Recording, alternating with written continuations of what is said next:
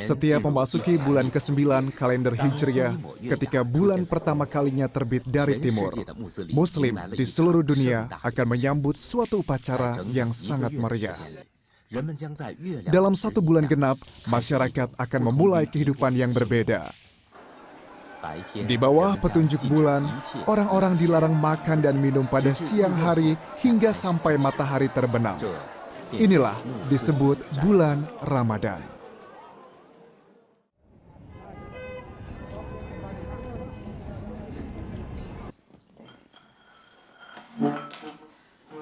Hari pertama dalam Ramadan, Baik William bangun pagi-pagi. Sarapan yang sederhana, memberikan gizi yang diperlukan sehari untuk keluarganya. Meskipun sederhana, dia mempersiapkannya dengan secermat-cermatnya.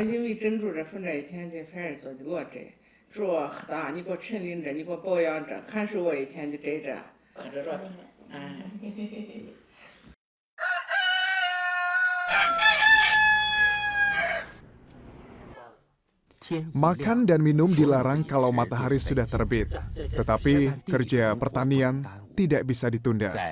Di desa Wancuan, Kabupaten Sigi di Ningxia, Si Sihua yang sudah 86 tahun tetap berpuasa pada Ramadan. Pada musim panen gandum, anak dan cucu Si yang bekerja di pusat kabupaten akan disuruh pulang untuk memanen gandum.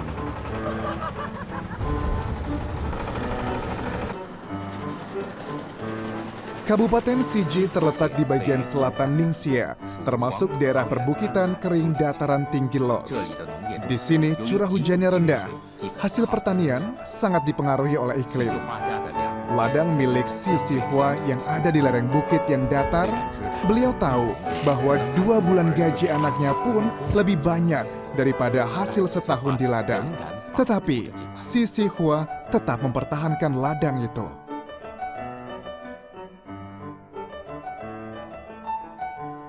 Sejak umur 9 tahun, setiap puasa dalam Ramadan sudah menjadi bagian hidup Si Sihua. Bagi beliau, kalau seseorang bekerja dengan perut kosong pada siang hari, lebih mudah merasakan hubungan antara tanah, makanan, dan manusia. Seiring dengan bertambahnya usia, Si Sihua tidak bertani lagi. Mempersiapkan makanan di rumah menjadi pekerjaan pokoknya. Hari ini, beliau akan membuat mie kuah di Sigi. Meskipun mudah dibuatnya, tetapi perlu dipersiapkan baik-baik. Perut sudah kosong seharian. Apakah makanan yang sederhana ini bisa mengenyangkan?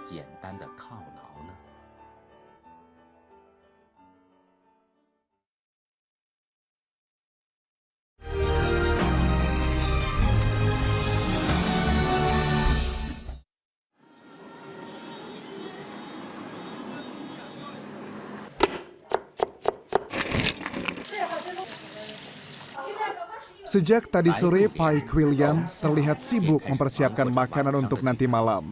Di hari pertama Ramadan, dia berencana menjamu kerabatnya yang sudah jarang berkumpul dengan makanan yang lezat. Ayah Baik William dulu pernah menjadi juru masak di sebuah restoran milik negeri yang ada di Tongsin. Dia meneruskan teknik masak dan usaha ayahnya. Setelah pensiun, Baik William pernah menjadi koki khusus untuk upacara pernikahan yang sangat terkenal di wilayah setempat. Dalam pertemuan makan hari ini, masakan perut ini merupakan faktor paling penting.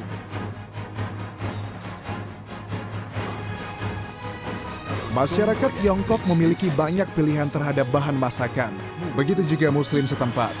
Dalam Al-Quran, dikatakan bahwa semuanya dapat dimakan asal makanannya didapatkan secara sah dan enak dimakan. Untuk jeroan perut hewan juga bisa dijadikan makanan yang enak kalau sudah ada di tangan orang Islam Ningxia. Makanan Ningxia yang bermacam-macam seperti Yang Zusi dan Hui Xiaoxi. Perut hewan ini merupakan bahan masakan yang vital. Sedangkan perut yang digunakan Baik William adalah bagian perut kambing. Bersihkan bagian perut kambing, kemudian berikan garam sedikit. Potong daging kambing menjadi potongan-potongan kecil dan tumis dengan api besar. Lalu dicampur dengan nasi. Yang terakhir, masukkan campuran tersebut ke dalam perut kambing dan ditutup. Kemudian dimasak di dalam kuah yang dibumbui bawang, jahe, dan bumbu lainnya dengan menggunakan api sedang. Setelah 30 menit, perut kambing yang masih mentah mulai terlihat perubahan yang menarik.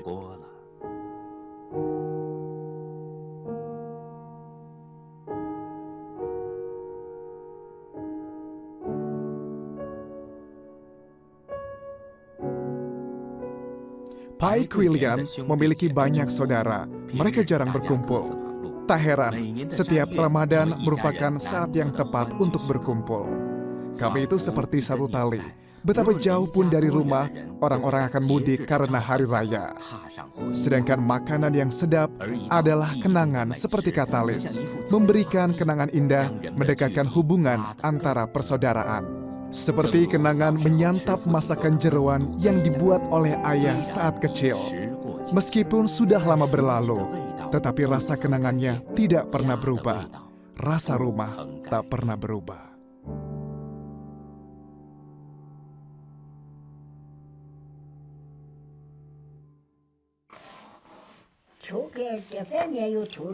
Kalau dibandingkan dengan Pai Quilian, masakan hari pertama Ramadan di rumah Sisi Hua agak sederhana. Istri cucunya merupakan seseorang yang dibimbing untuk membuat adonan, melembutkan hingga menjadi mie yang utuh. Semua proses sudah dapat dikerjakan dengan baik. Malam sudah menjelang, orang-orang sudah sibuk bekerja seharian pulang ke rumah. Dengan cepat, mie kuah ini dapat menghibur perut yang sudah kosong seharian. Saat ini, seakan-akan makanan terlezat sekalipun tidak dapat menggantikan mie kuah yang didapatkan dari hasil keringat sendiri. Setelah gandum habis dipanen, anak Sisi Hua akan melanjutkan kerja ke pusat kabupaten. Impiannya adalah membeli rumah di pusat kabupaten agar dapat tinggal bersama sang ibu. Sementara sang anak mendapat pendidikan yang jauh lebih baik. Keinginan ini tidak mungkin diwujudkan kalau hanya bergantung pada hasil ladang di kampung saja. Panen gandum bersamaan dengan bulan Ramadan. Makan mie kuah buatan ibu merupakan saat yang paling bahagia baginya. Ini mungkin merupakan inspirasi dari pekerjaan dan hari raya. Betapa jauh pun Anda pergi, tempat asal jangan pernah dilupakan. Mungkin ini merupakan rasa rindu kampung yang sudah mendarah daging.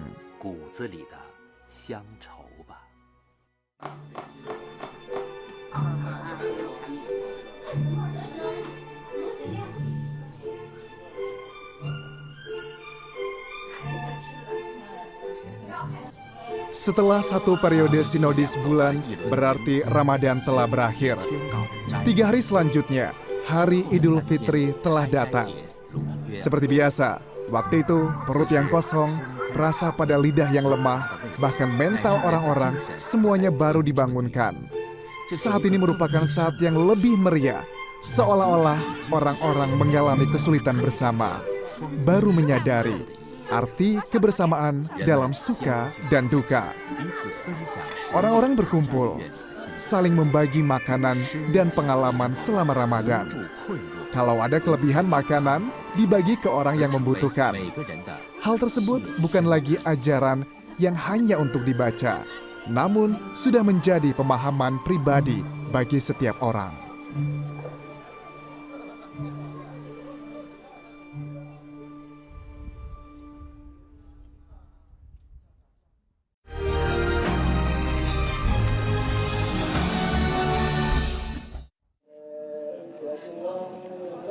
Tujuh 70 hari setelah Idul Fitri, kaum muslim merayakan salah satu hari raya yang penting lagi, yakni Idul Adha.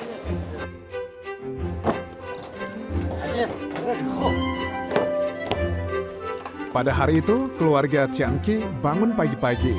250 kilo adonan yang sudah diragi kemarin yang disimpan pada suhu tetap, menunggu untuk dijadikan makanan yang disebut yaoxiang.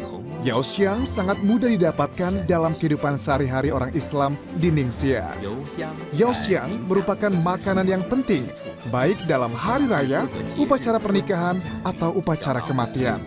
maupun dalam perjamuan kecil sehari-hari. Pembuatan yaoxiang kelihatannya tidak begitu sulit, tetapi kalau mau membuatnya dengan baik juga tidak mudah.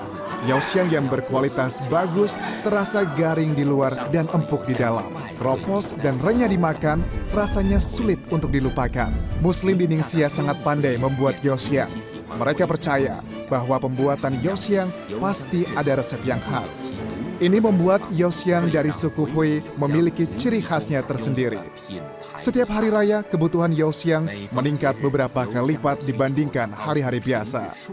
Tianxi menyemangati semua anggota keluarganya untuk menyelesaikan pembuatan yaoxiang. 250 kg tepung terigu dengan setiap bijinya seberat 160 gram, berarti mereka harus membuat lebih dari 1.500 biji yaoxiang dalam satu hari. Ini bukanlah tugas yang mudah bagi keluarganya.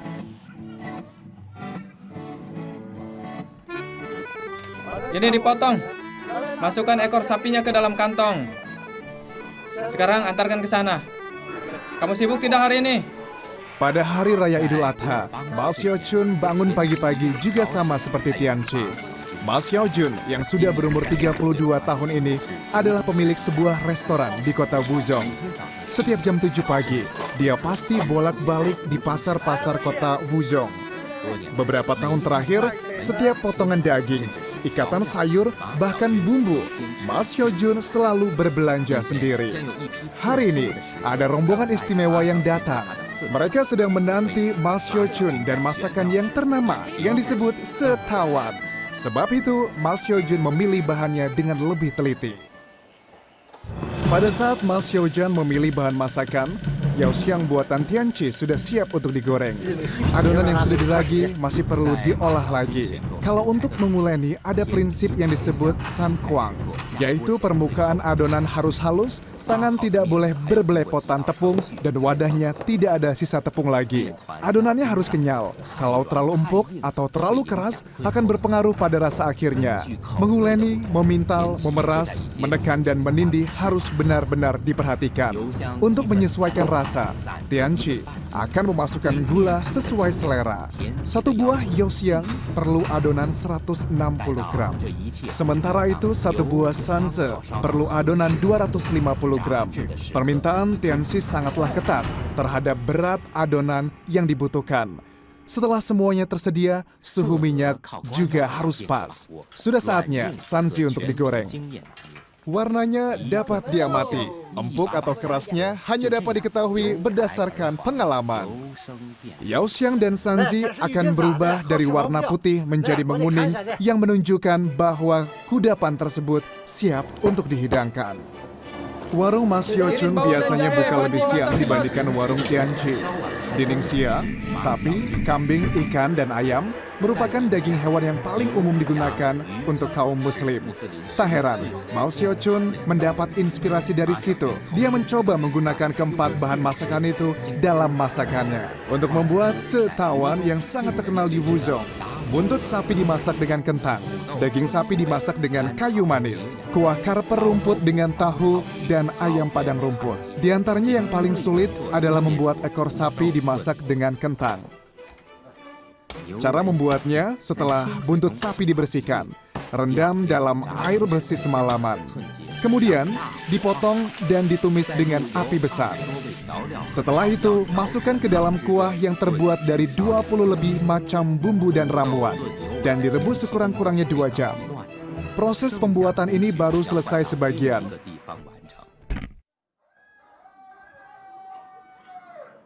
Tahapan selanjutnya harus dilakukan di tempat yang berbeda, yakni di desa Baitugang yang berjarak 20 km dari Wuzhong. Orang tua Ma Xiaojun dan penduduk desa lainnya sedang menunggu kedatangannya. Di desa yang memiliki 40-an kepala keluarga ini, ada belasan orang yang sudah lanjut usia. Mereka tinggal dengan anak-anak yang orang tuanya merantau di luar. Setiap Idul Adha, Ma Xiaojun pasti akan mudik dan merayakan hari besar bersama keluarga. Saat itu, masakan setawan buatannya menjadi hadiah yang paling cocok untuk mereka.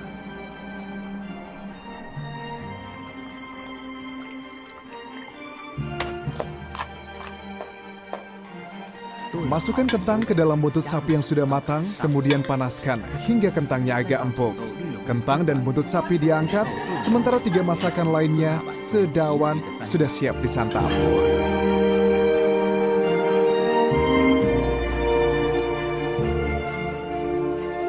Ayo, 1, 2, 3. Makanan datang, makanan datang. Silakan dimakan, silakan dimakan. Oh. Sangat enak, sangat enak. Masakannya sama, ini dari koki yang berbeda ya.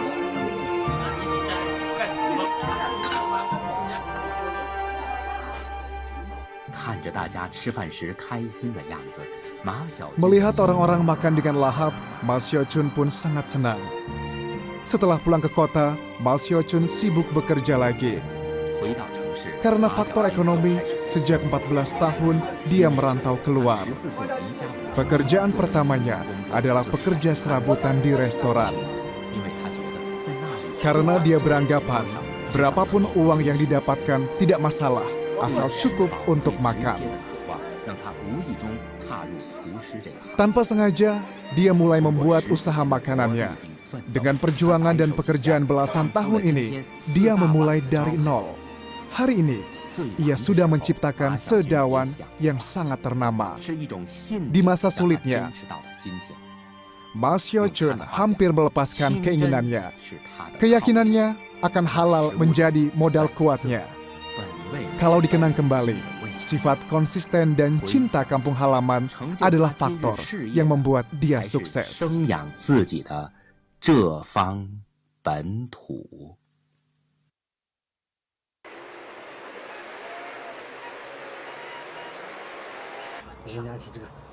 Di sela pekerjaannya yang sibuk, bermain dengan anak-anak merupakan suatu hiburan tersendiri. Pada tahun 1985, ayah Tianqi yang bernama Tian Chengchun datang ke Yinchuan dengan keluarganya. Dari sebuah desa yang miskin di Kabupaten Haiyuan di Ningxia, dia membuka satu warung kecil. Waktu itu, Tianqi baru berumur 6 tahun. 30 tahun telah berlalu, Tianqi mewariskan teknik masak ayahnya. Alamat dan nama warung kecil itu sudah berubah. Yang tidak berubah adalah rasa dan kualitas Yaoxiang yang diturunkan dari ayahnya. Sesuai dengan adat Muslim, biasanya Tianqi akan memberikan Yaoxiang kepada para tetangga. Kata Tianqi, sewaktu ayahnya baru mulai usaha, dengan cara ini, ayahnya mendapat pelanggan pertama. Hari ini, Yaoxiang buatannya tidak perlu melakukan promosi seperti itu lagi. Tetapi sebagai seorang Muslim, adat ini tidak dapat ditinggalkan. Ajaran ayah tidak dapat dilupakan. Segala macam bahan masakan ditanam di tanah, tumbuh sesuai musim. Ambil gizi dari alam dengan tangan manusia dan mengubahnya menjadi makanan yang enak. Makanan enak itu ada yang sederhana, seperti semangkuk mie kuah, sebuah Yaoxiang. Ada yang rumit seperti masakan jerawan sedawan. Tetapi mereka mempunyai ceritanya masing-masing. Di balik makanan, kehidupan orang juga berbeda-beda. Jika sudah memahami hal tentang berbagi, berarti sudah memahami apa makna makanan bagi kita.